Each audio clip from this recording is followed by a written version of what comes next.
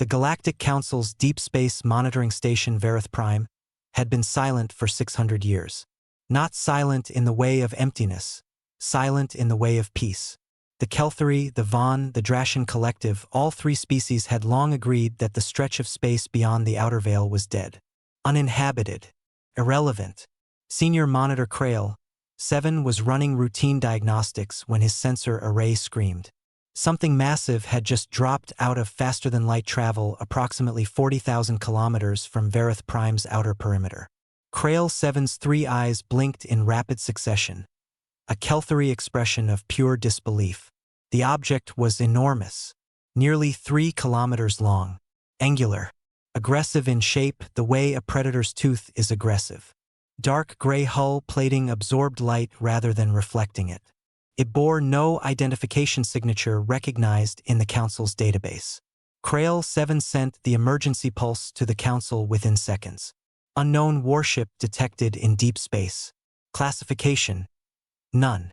Origin: unknown. Status: armed. The response from Council Command came back in 42 seconds. Confirm armed status. Krail 7 looked at his readings again. Hundreds of weapon ports. Missile batteries running along the hull like vertebrae on a spine.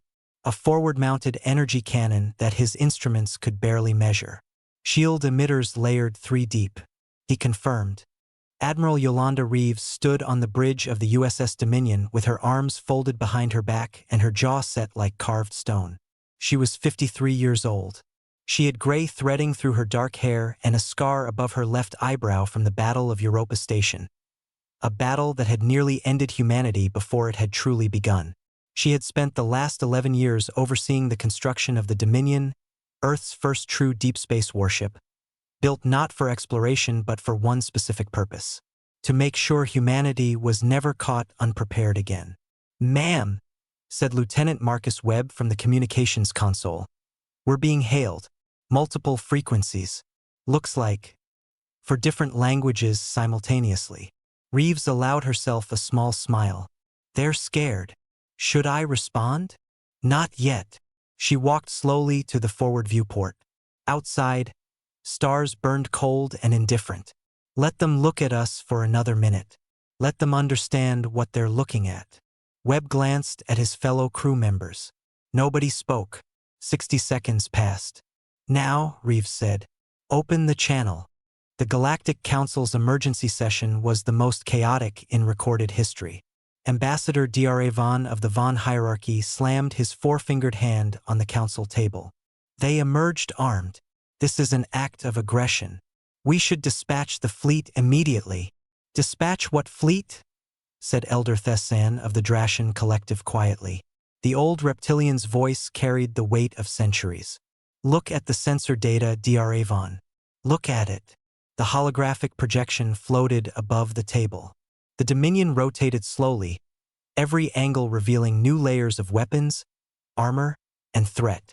The Council's most powerful warship, the Verith Ascendant, was 900 meters long. Proud vessel. A feared vessel. The Dominion was 3 times its size and looked like it had been designed specifically to destroy things like the Verith Ascendant. Silence fell across the chamber. "What are they?" Dra von Vispered.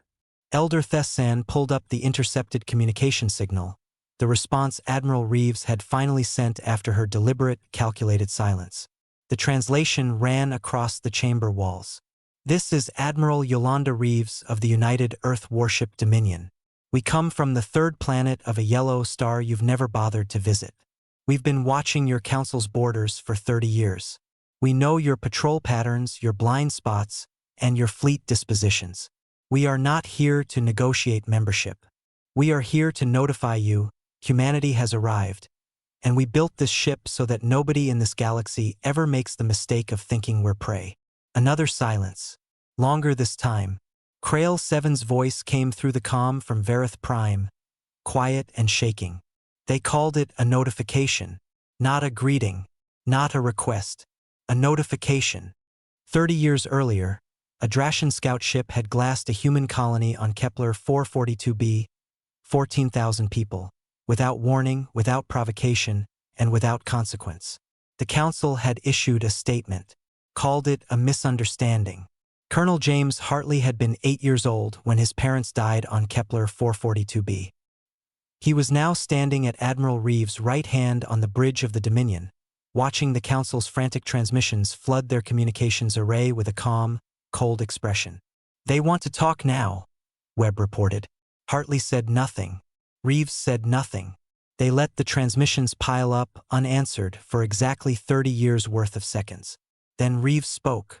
"Tell them we'll consider their request." The Dominion did not fire a single shot. It didn't need to. Within 72 hours, every major spacefaring civilization in the Galactic Council had pulled their patrol fleets back from humanity's solar system borders. Within a week, the Drashan Elder Council had formally requested a diplomatic summit.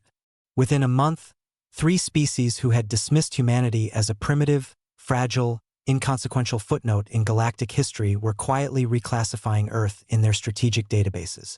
Not as a curiosity, not as a resource, as a threat. Admiral Reeves received the summit invitation in her ready room. She read it twice, set it on her desk. Outside the viewport, the Dominion drifted through deep space, patient, immovable, waiting. A 3-kilometer monument to what happens when humanity stops hoping it won't be noticed and starts making sure it cannot be ignored. Reeves picked up her pen. She wrote 2 words in reply. "We'll talk."